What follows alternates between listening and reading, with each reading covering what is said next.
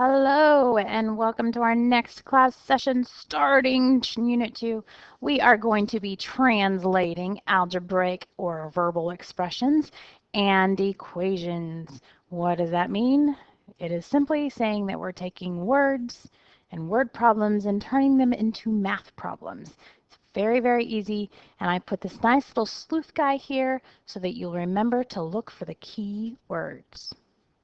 Our learning target is going to be SOL 713 A and B, which is to write verbal expressions as algebraic expressions and sentences as equations and vice versa. So we may have to take them from the numbers to the words or the words to the numbers. And then we're going to evaluate the algebraic expressions for a given replacement value of the variables, which we've already done when we did order of operations.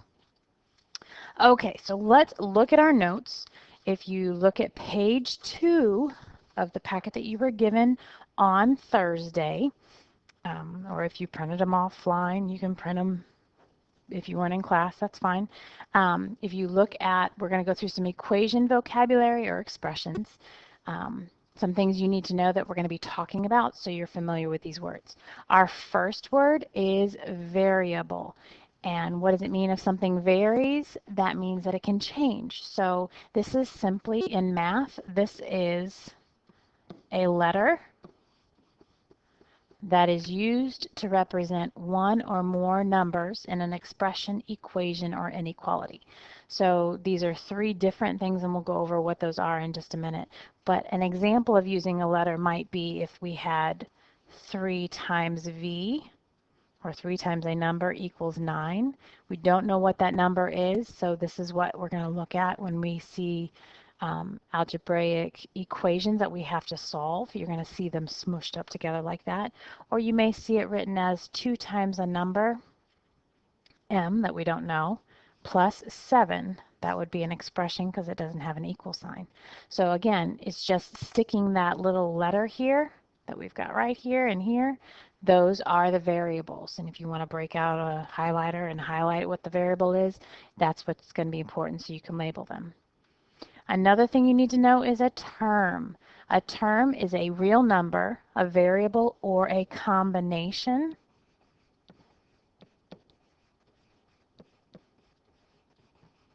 of real numbers and variables. So if we look at this example, we've got 3m plus 1 equals 2. This right here, 3m, that's a term. Plus 1 is a term. Because remember, our addition sign or subtraction sign goes with the number to make the integer.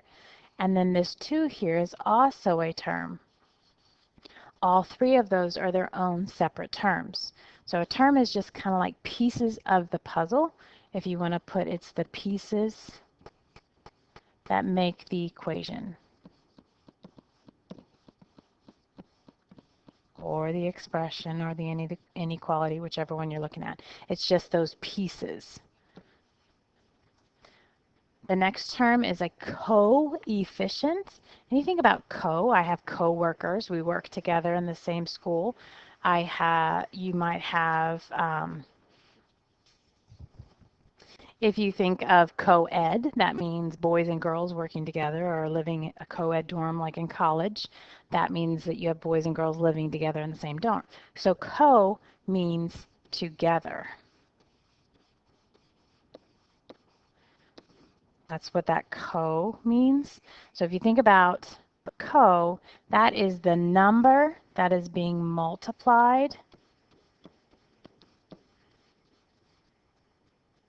Yeah, I can't spell apparently. That is being multiplied by the variable. So it is co with or coexisting with the letter. So it's working together with the letter. So if you look at this example, we have 7y. We know that the variable is y, but this 7 is our coefficient. He's the y's partner. So think of the 7 is the y's partner or his coworker. And remember that if you have that 7 right next to a y, that means 7 times y. Our last term that we have to know is the constant. And I want you to think of this. He is constantly alone.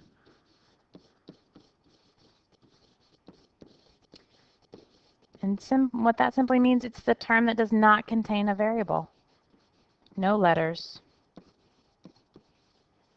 So if we look at this example, 4y plus 3 equals 7. If you look at this one, we've got 2 constants. Those are the numbers constantly alone. That is this positive 3 and this positive 7 here. They're just numbers. They're constant. They don't change. 3 is always 3. 7 is always 7.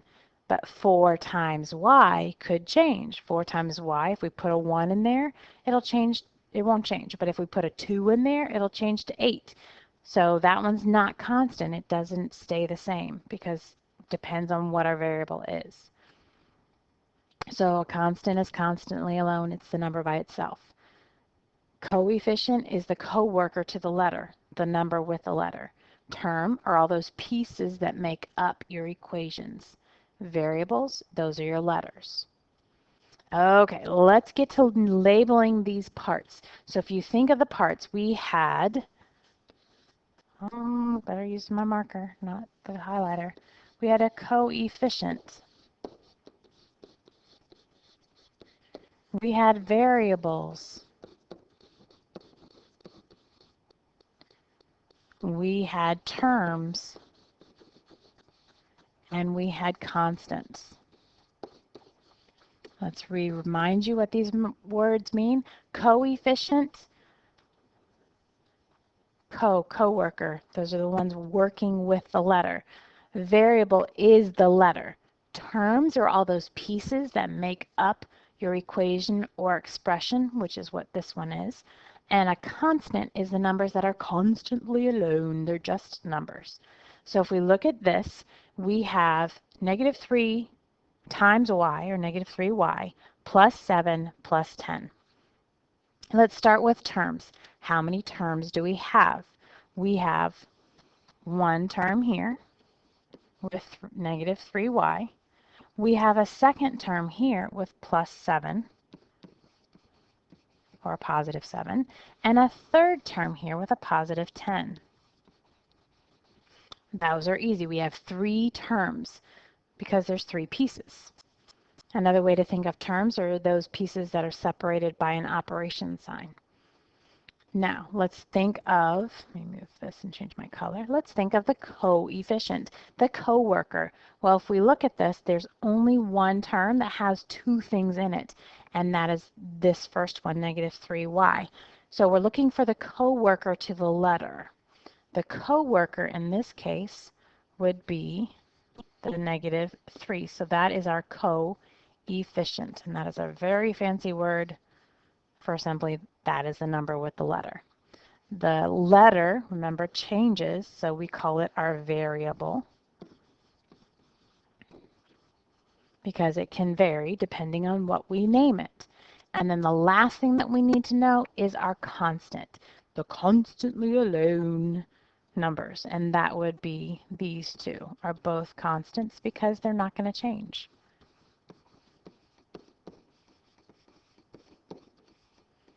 All right, for our next little bit on the bottom, I want you to take a moment and label them. Go ahead and do just like I did. If you want to, you can kind of draw lines and circles. Just make sure it's clear. Use different colored markers, different colored pens. But pause the video, go ahead and label them, and then restart it when you want to check your answer. Okay, I'm going to go ahead and label them. Our terms, we have 2 terms. We have 5x as a term and plus 7 as a term. Our coefficient is the coworker with the letter. So my coefficient or coworker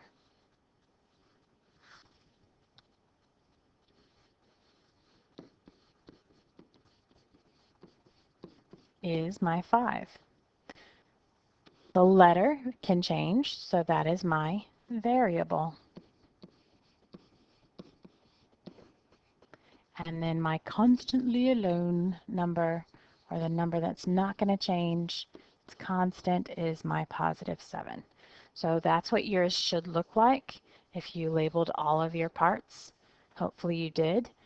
On the bottom of your paper or off to the side, I want you to make a note, because we talked about these, but we didn't really define them. An expression has no equal sign. So it is just a combination, just like this, where we have coefficients, variables, operations, and numbers. But an equation, if you look at the words, you can see how they're different. With an equation, you've got this equa, which looks like equal sign. So it has an equal sign. And that is the difference between an expression and an equation. The other thing that we talked about, and we'll get more into that, is an inequality.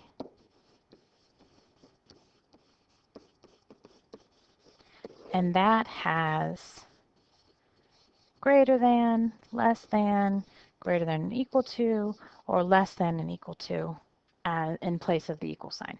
But we won't get to that until later. All right, so let's talk about what our keywords are. I said you have to be out on the lookout for them, but I want to talk about what they are. And if you want to stop the video and kind of think as many as you can, or start watching it and then pause it and see if you can come up with some, that would be great.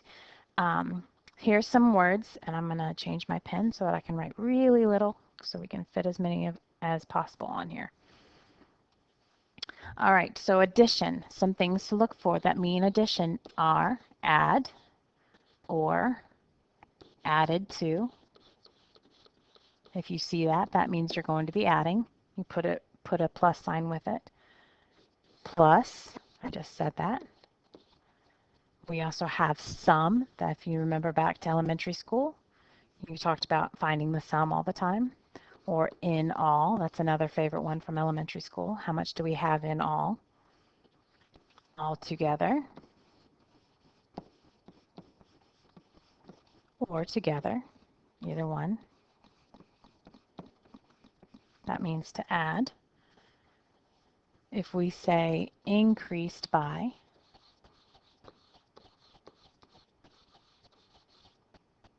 increased by means we're adding. More, if I have more than you, or I'm getting that much more. If you see sum, you're usually going to see the sum of, so go ahead and add of with that. Total, to find the total of something, we have to add it to find the total. You might see how much or how many. That means to add. If we talk about going higher or faster, depending on how it's worded, that could mean that we want to find the addition, or it could be subtraction, depending on how it's worded.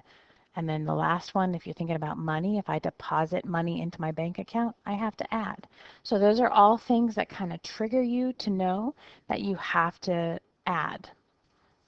Now, like I said, though, it can change depending on the wording of the problem, and you have to really look at that.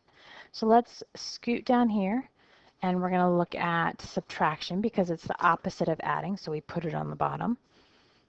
Some key words. If you stop the video, you can think of some on your own and then start it again. But they include finding the difference. And they may say difference of or difference between. So you might have of there.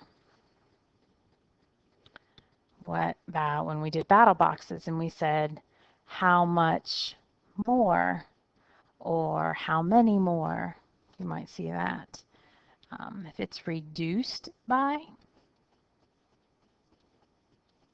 something's reduced by or decreased by.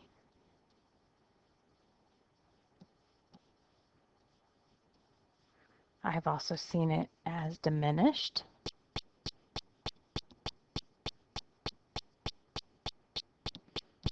By. Those all mean I'm taking them away. Oh, what about take away? If I take away from you, then I have to subtract to figure out how many are left. What's left?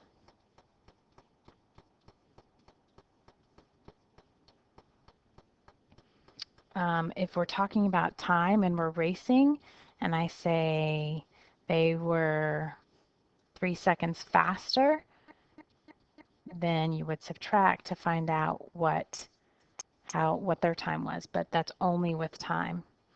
If I say that someone is taller or shorter, if I'm saying how much taller or how much shorter, it could be subtraction.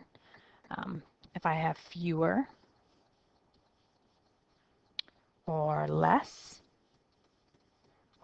than, and then if I am talking money in the bank, I can withdraw or withdrew is the past tense. Subtracted from would be another one that you could say.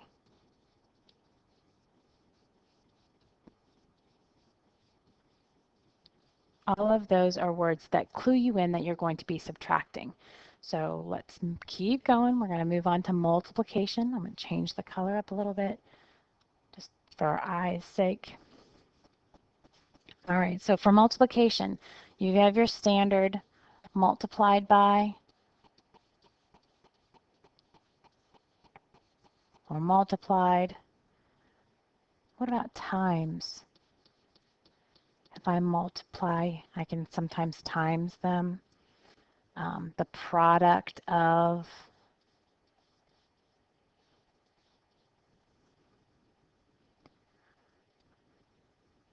if I see factors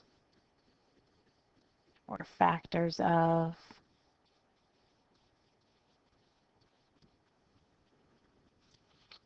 if I see the word per, so let's talk about that. And I say if we are getting, every student in the class is getting 5 donuts, so there's 5 donuts per student. To find out how many donuts I need, I have to multiply the number of students times the donuts. So that's where per comes in. You also have all the numbers that specify a specific number, like twice. If you clap your hands twice, then that means I'm doing it 2 times, so that's times 2. If I did something, I did a triple somersault off the diving board. That means I'm going around 3 times, so that's times 3. Quadruple would be times 4. If I did a double flip, that's the same as twice. It's times 2. If you see each, that could clue you in that you're talking about multiplication or division. It's one of those special ones like per. Or if we're doing groups of. Anytime you're trying to find a quantity based on groups of something. So with me, it's classes. So if I have 6 classes and I have 10 students in each class, then I may use the word in, but I'm meaning that I have to think about it. How would I find how many students I have? I would have to multiply. All right, so let's look at division. And like I said, there's some on division that mean the same thing. So we want to make sure that you're reading carefully and really asking yourself, what are they asking me to do? So with division, of course, you have divide and divided by, all those. Another fancy schmancy word for division is quotient of. I'll give you a hint. It's the only Q word. It's for that awful division that we all love so much. A ratio is a fancy word for a fraction. So if you see fraction bars, remember we said that's how we write division now. So ratios are saying I did 3 baskets out of 10, so 3 over 10 is my ratio. That just means fraction, 3 divided by 10. We learned that when we did fractions, decimals, percents. If I say each, I have 3 pizzas, and each student needs to get 2 pieces. How many does each student get? So each could also, in addition to meaning multiplication, could be division. You just have to really read the question. As much, I could have as much. If I cut it up into pieces, so I'm cutting up a piece of ribbon. If I'm cutting a long piece of ribbon into pieces, I'd say how many pieces. So how about how many? How many parts, how many groups, how many pieces? Any of those would work. Anytime you see that, that means to divide. Separated or separated by. Average, if we're finding the average of the students, we add up their scores and then divide. So average means to divide. Like I said, per could be both. And I've already put each up there, so each could also be both. So those are all things that tell you that you should divide. So hopefully you have all these written down. I will be checking in class because this is a key part to the next piece. Oh, I forgot the middle, equal. So some words that mean the equal sign, and that's what we mean by equal, is actually writing the equal sign, include is, or its plural are. Oh yeah, I can spell.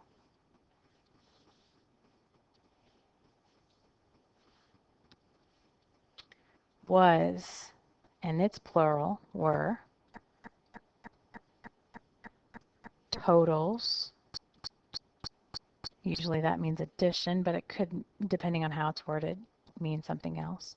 Yields means produces.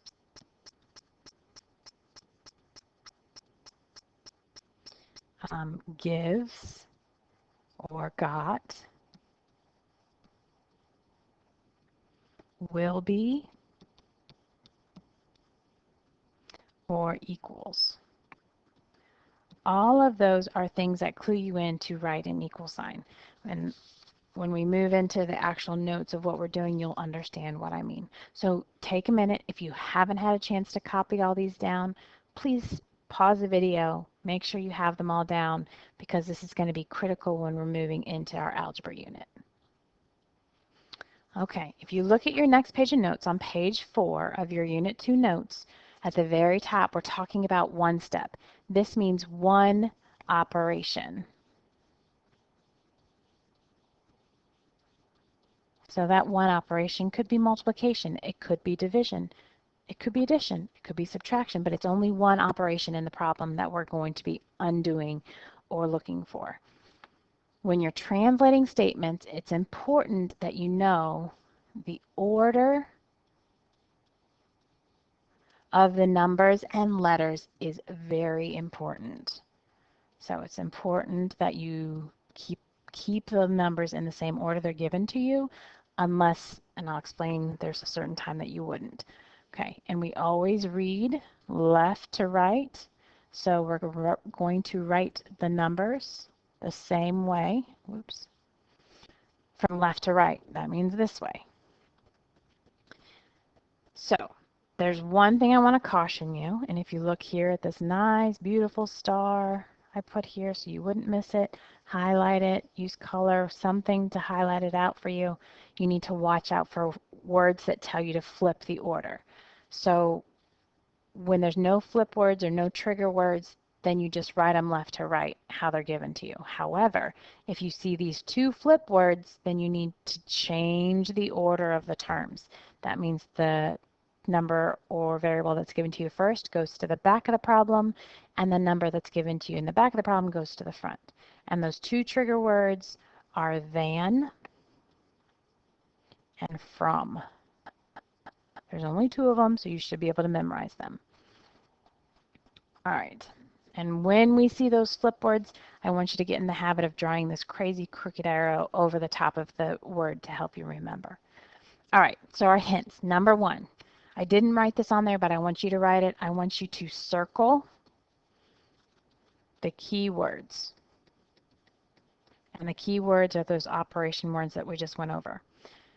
We're going to then write the letters and variables, which are, I guess I should have said numbers and variables, you will use as you read the problem. So as you're reading, I want you writing down what you're reading. So that way it doesn't get too confusing or overwhelming. Once you've done that, I want you to reread. Let me say that again. Reread the sentence to ensure you didn't miss any keywords.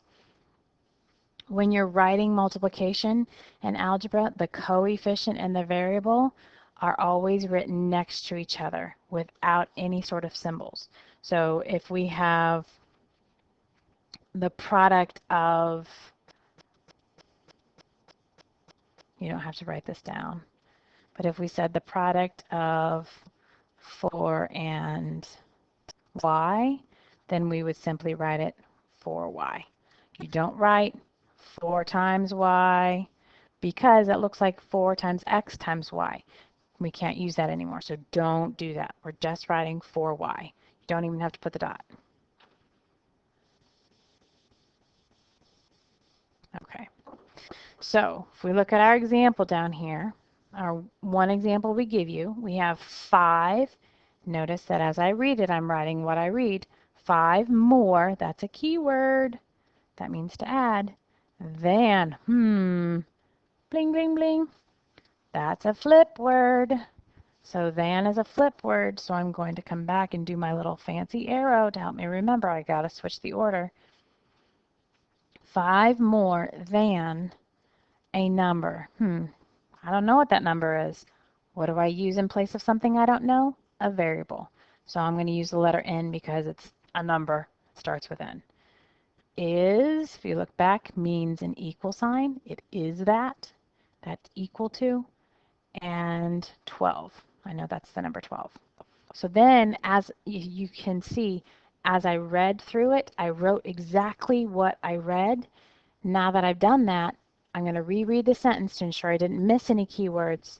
5, more than, I got to switch the order, but it's addition, a number, which is n, is equal 12. Got it. So now all I have to do is put it together. Now remember what I said. Now that I have a flip, that means this 5 and this n are going to change places. So instead of being 5 plus n, it's going to be n plus 5 equals 12. And with addition, you're right. It doesn't really matter because we have the commutative property, which allows us to change the order, and the answer stays the same. However, if you get into subtraction, it's going to make a huge difference. So you cannot miss those trigger words. So you have to look for those flip words that tell you to change the order. Okay, so let's look at some examples. I'm only going to do 3 examples, and then I'm going to let you guys do the rest and answer them on Edmodo. So if you look at the first one, remember our first step is always to circle our keywords. So let's read the difference. Difference of, I know that's a key word. That means to subtract.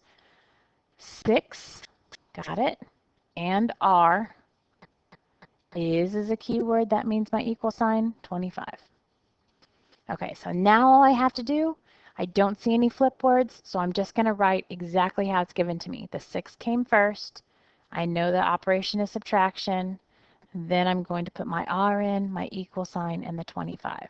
So my final answer is 6 minus R equals 25. And I'm going to reread just to make sure I didn't miss anything.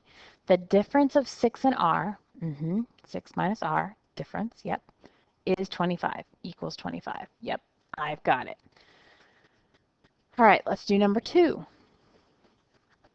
All right, after splitting the money 5 ways, splitting is a keyword, means to divide. Do I know how much money? I don't know how much money they had. So I'm going to use M for money because I don't know how much money they had. And I'm splitting it 5 ways. Each person got, that's a keyword that tells me how much they got. and it's 67. Oh, yeah, I messed up. I wasn't paying attention. Wrote the wrong number. Easy to do. Now I'm going to reread to make sure I got it. After splitting, using division, the money 5 ways. So I've got splitting the money, and we're going to write this as a ratio or a fraction. I'm splitting the money divided by 5 ways.